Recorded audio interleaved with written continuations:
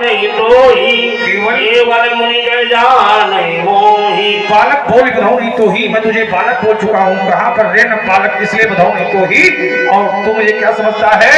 बाल ब्रह्मचारी अति कोई विश्व विदित क्षत्रिय कुल आजन्मा ब्रह्मचारी से आज ब्रह्मचर्य में तो स्थिता बलवीर्यम विश्व जानिया छत्र कुटहिना छत्र कुटहिना छत्र कुटहिना भुजबल भूम भूम विपुल विपुल बार महिदेव दीनी। मैंने भुजाओं के माध्यम से पृथ्वी को निक्षत्र करके भूमि भूमिहीन ब्राह्मणों को दे दी है। सहद बाव निहारा विलोक महीप तुम्हारा। सहद बाव अर्जुन की 1000 भुजाओं का छेदन करने वाले परंतु एक क्षमात में तू भी काल का कल हो जाएगा। मात पितई जल जोर बल कर महीत किशोर गर्भन के अभत जन्म पर मोर अति घोर। काल के वशीभूत होकर अपने माता पिता को सोच के वशीभूत करना चाहता है। गर्भंगी अर्धतलन परस्मोर अति घोर अति घोर अति घोर दिया दिल बन मोरे मधुबानी अहो मुनि से महाभटमानी। आदरणीय आपने प्रस्तुत किया अपना कृतित्व व्यक्तित्व, लेकिन आपने अपना परस दिखा करके कहा केवल मुनि जड़ जानस मोही। लक्ष्मण तो मुझको मुनि मानता है, लेकिन नहीं मुनीष हूं। अरे महाराज, मैं मुनि नहीं मान रहा हूं, मैं तो आपको अहो मुनीष महाभट मानी। मैंने तो आपको मुनीष, और संसार में योद्धा भी 4 प्रकार के होते हैं, भट, सुभट, उद्भट, महाभट। इनमें से मैं आपको महाभट मान रहा हूं, लेकिन फिर भी आप अरे पुनि पुनि दिखा भी पुठारू चाहते उड़ावन भूख पहाड़। आप बार बार अपना भरोसा दिखा रहे हैं, ऐसा लगता है कि आप भूख से पहाड़ उड़ाना चाहते हैं, लेकिन याद रखें यहाँ तुम्हारे पतिया को नहीं जे तर्जनी देख मर जाएगी। यहाँ कुमड़ी की बतिया नहीं है जो तर्जनी दिखाने से मुरझा जाए। हाथ में उंगलियां 4 होती हैं, तर्जनी, मध्यमा, अनामिका, कृष्णिका। एक होता है अंगूठा जिसको कहा जाता है अंगुष्ठ। तर्जनी, मध्यमा, तो इसका दूसरा नाम कौन जानता है? इस उंगली का भी नाम दूसरा है, उसका नाम है अनामा। भगवान शंकर ने इसी उंगली से ब्रह्मा जी का 5वां मुख काट दिया था, इसीलिए इस उंगली का नाम अनामा है। तो यहाँ कोई कुम्हड़ी की पतियां नहीं है जो तर्जनी दिखाने से मुरझा जाए। अब देख कुठार। और आप हैं विक्रम सिंह जी चौहान, आपकी ओर से 21 इंच मुद्राएं भेंट है, बहुत बहुत साधुवाद, धन्यवाद। देख कुठारे। और आप हैं आदरणीय राधेश्याम जी तिवारी, आपकी भी ओर से 21 इंच मुद्राएं प्रदत्त है, बहुत बहुत साधुवाद, धन्यवाद। देख कुठार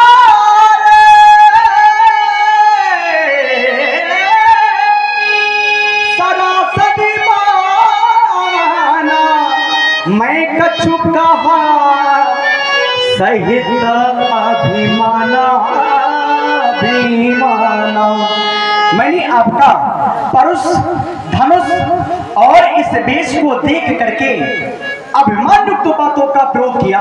अब भ्रागु सुने समुझ जने बिलो, और मैं कछु कहा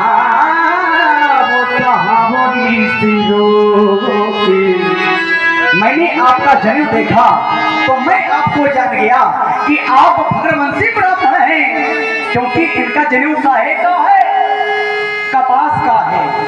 तो मैं जान गया कि आप भगवंती ब्राह्मण हैं। अब सोरे महिषुर हरिजन गरुगाई और हमरे कुल इन पर ना सुराई। ये हमारे वंश की रीत है। ब्राह्मण हरिभक्त और भैया गौों पर वीरता नहीं दिखाई जाती है, क्योंकि ब्राह्मण जो है ये प्रथम पूजनीय है। बंदो प्रथम महिषुर चरना मोह जनित संशय सब हरना। और जो गाय माता है, गाय माता का सम्मान करना चाहिए। आप लोग जानते होंगे वृक्षों में हमारी तुलसा माता और पशुओं में हमारी गाय माता, नदियों में हमारी गंगा माता और ये संसार भारत माता है। लेकिन जो गाय माता है, गाय माता में तो 33 कोटि की देवताओं का निवास होता है। गाय माता के मस्तक में ब्रह्मा जी का वास होता है। गाय माता के नेत्रों में चंद्र देवता, सूर्य देवता का वास होता है। गाय माता के जो मुख है, यहाँ चारों वेदों का वास होता है। गाय माता के पूंछ में हनुमान जी का वास होता है। गाय माता के मस्तक में ब्रह्मा जी का वास होता है। गाय माता के सिंहों में भगवान विष्णु जी का और समुद्र जी का वास होता है। गाय माता के मूत्र में माता गंगा जी का वास होता है। गाय माता के दूध में समुद्र का वास होता है। गाय माता के रूपकों में ऋषियों का वास होता है। गाय माता के खुर में नागों का वास होता है। नाग कितने? नागेश्वर, दत्तराज, शंखपाल, कलक, तक्षक, पिंगल, महानाग, सभु, तख्तु, कालिया, कवर्दी, शेषनाग, धनाधंजय। गाय माता के खुर में नागों का वास होता है। गाय माता के जिह्वा में अश्विनी कुमारों का वास होता है। इसलिए गाय माता को मारना नहीं चाहिए। गाय माता के गोबर में माता लक्ष्मी का वास होता है। इसलिए गाय माता को मारना नहीं चाहिए, क्योंकि गाय माता है और जो गाय माता को मारता है वो महाबिक्ष नाम के नरक में जाता है। गरुड़ पुराण के अनुसार 36 प्रकार के नरक बताए गए हैं। उसमें एक नरक है महाबिक्ष, एक रौरव नरक है। लेकिन जो मारता है गाय को, वो महाबिक्ष के नाम के नरक में जाता है। जो झूठ बोलता है, झूठ का सहारा लेता है, वो रौरव नरक में जाता है। इसलिए गाय माता को मारना नहीं चाहिए। अब बंधे पाप अप तीरथ मारत हूँ परी रे तुम्हारे। इनको मारने से पाप लगता है और हार जाने से अपयश मिलता है। इसलिए कोटि पुलिस सम, कोटि पुलिस सम वचन तुम्हारा, वैध धराऊं धनु बाले कुठारा।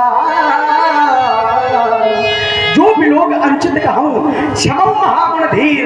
अगर हमसे अपराध हो गए हो तो उन अपराधों को आप क्षमा करना, क्षमा करना। राजकुमार लक्ष्मण, बिंदु तुमने अनेक रखे, लेकिन एक महत्वपूर्ण जो बिंदु रखा है वृक्षु समुद्र जनेऊ विलोकी, इस बात का हम तुम्हारा उपकार मानेंगे। कम से कम तुमने हमारे जनेऊ को देखा तो, नहीं तो समाज में न तो कोई जनेऊ देखना चाहता है और जनेऊ वालों को तो बिल्कुल देखने नहीं चाहता है। इसलिए तुम्हारा उपकार मान रहे हैं कि कम से कम तुमने हमारे जनेऊ को देखा तो। समाज में 3 प्रकार के, 3 वर्णों के लिए जनेऊ बताया गया है, ब्राह्मण, क्षत्रिय और वैश्य। यहाँ पर 3 वर्णों के लोग होंगे। जरा हाथ ऊंचा करिएगा कि कितने लोग जनेऊ धारण किए हुए हैं।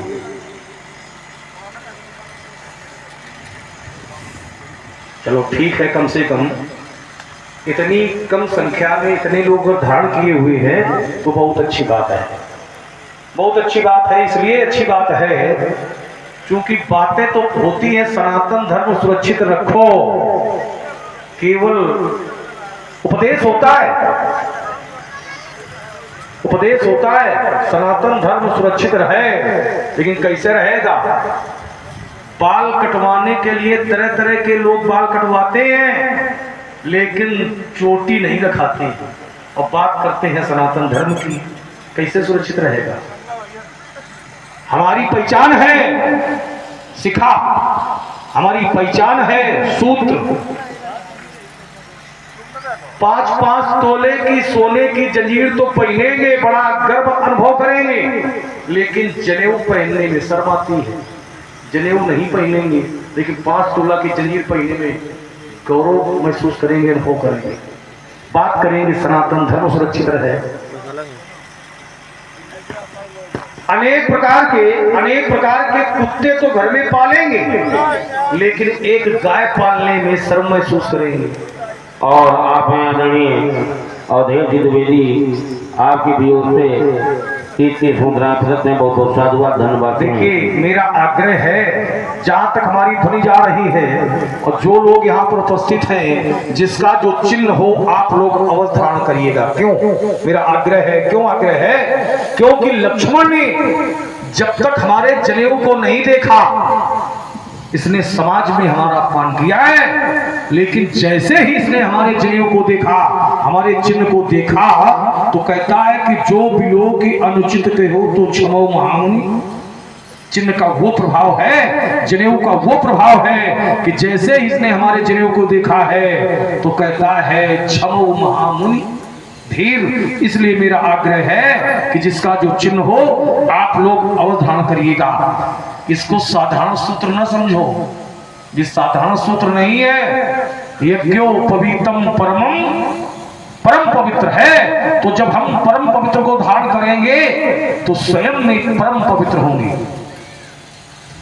साधारण सूत्र से पिरोई हुई माला से हम भगवान की प्राप्ति कर लेते हैं। इसलिए मेरा आग्रह है कि इस परम पवित्र को जरूर धारण करें। अब आजकल लोग कम धारण किए हुए, कम धारण करते हैं, कम धारण करते हैं, तभी तो समाज में कुछ रोग बहुत तेजी से फैल रहे हैं। एक रोग है हृदयाघात, जिसको आंग्ल भाषा में आप लोग जानते हो। दूसरा है रक्तचाप, उच्च और निम्न बहुत हो रहा है, आंग्ल भाषा में उसको आप लोग जानते हो। पुरुषों का जो शरीर है, पुरुषों के शरीर का कौन सा भाग शुभ माना जाता है? दाहिना की बाम? दाहिना। तो हमें इसको दाहिने कंधे पर धारण करना चाहिए। किस कंधे पर धारण करते हैं? दाहिने की बाएं? बाएं। हाँ, अब सब होता है क्योंकि 3 प्रकार के जनेऊ। हाँ, इसलिए इसको धारण बाम कंधे पर क्यों करते हैं? जब हमारा पुरुषों का शरीर दाहिना भाग शुभ माना जाता है तो उसे दाहिने कंधे पर धारण करना चाहिए, लेकिन दाहिने कंधे पर न धारण करके बाम कंधे पर इसलिए धारण करते हैं क्योंकि हमारा जो हृदय होता है वो बाईं ओर होता है। इसीलिए जनेऊ को हृदय का कवच कहा जाता है। ये जनेऊ हमारे हृदय की रक्षा करता है और पवित्र जनेऊ धारण करने वाले व्यक्ति की कभी भी हृदयाघात से मृत्यु नहीं हो सकती है। पवित्र जनेऊ धारण करने वाले व्यक्ति का रक्तचाप कभी उच्च और निम्न नहीं हो सकता है। ये मैं विश्वास के साथ कहता हूं। इसलिए मेरा आग्रह है, बहुत लोग जनेऊ मात्र इसलिए पहनते हैं कि घर की मालकियत हमारे पास बनी रहेगी।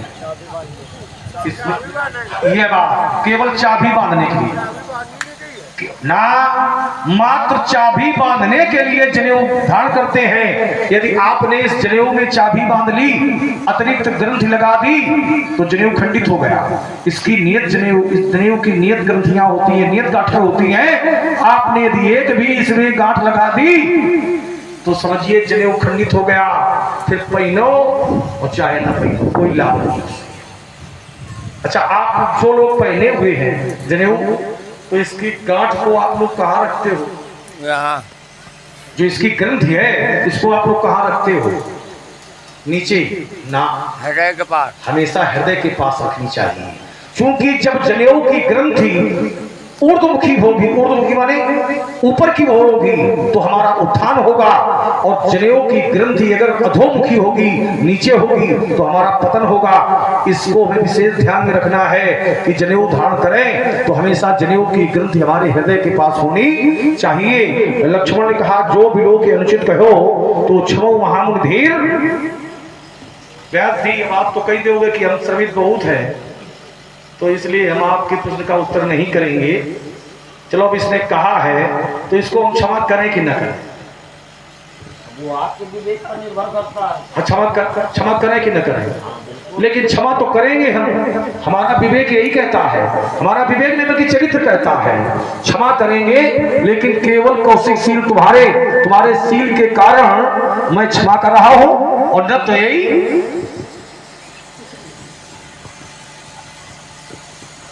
न तो यही क्या हो गया, न तो यही न तो यही न तो यही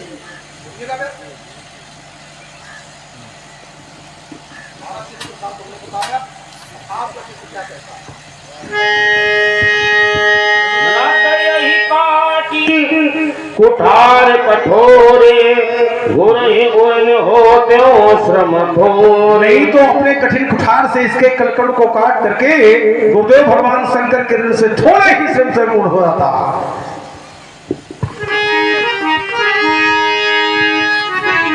कहवो लखन मुनि शील तुम्हारा को नहीं जान विदित संसारा।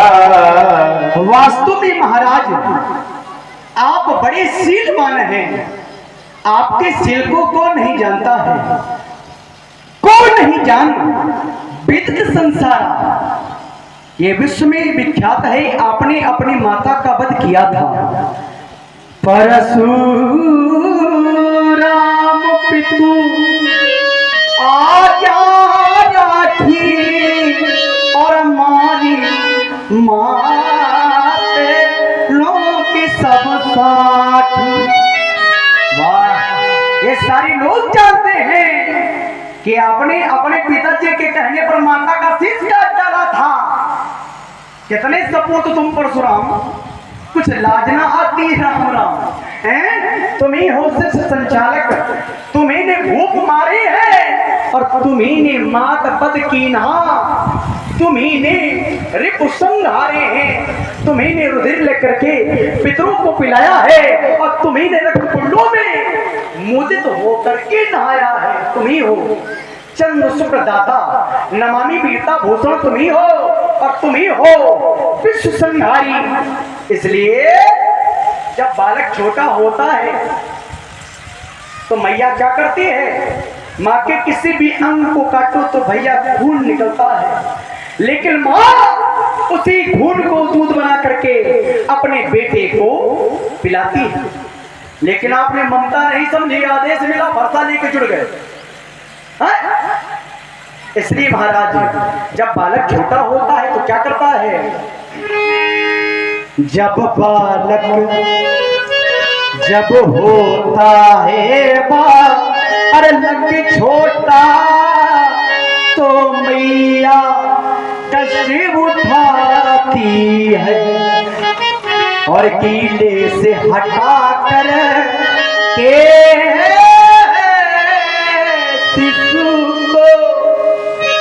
कीले से हटा कर के शिशु को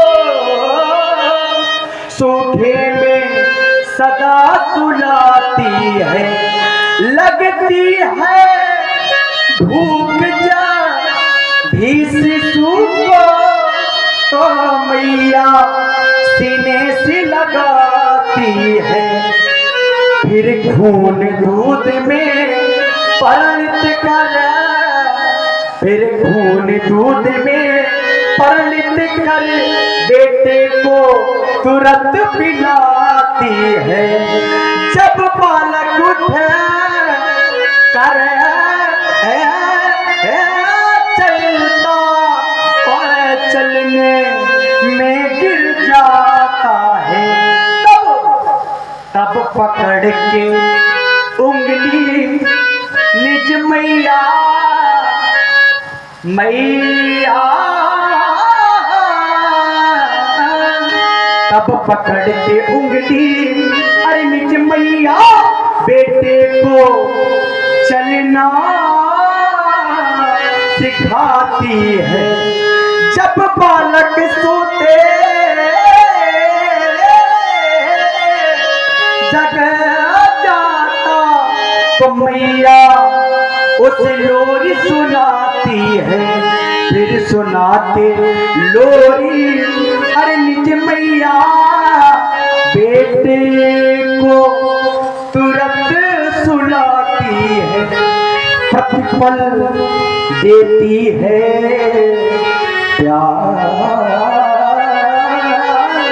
पुत्र को,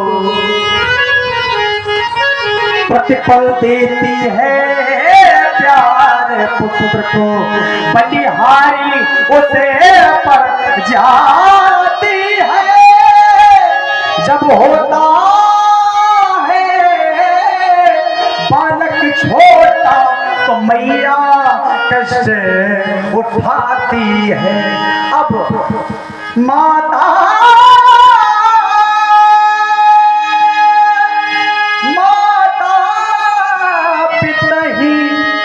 और इन भय नीके माता पिता ही और इन भय नीके गुरु ऋण रहा सोचे बड़ जी के। अरे सो जनू हमारे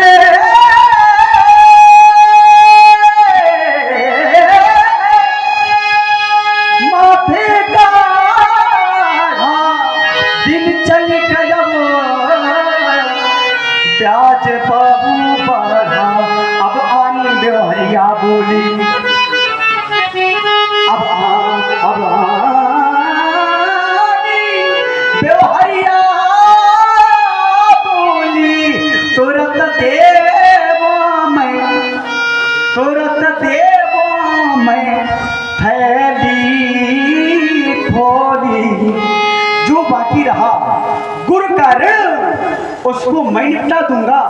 ले आए आप महाजन को तो मैं। और इसी श्रृंखला में 21 मुद्राएं हमारे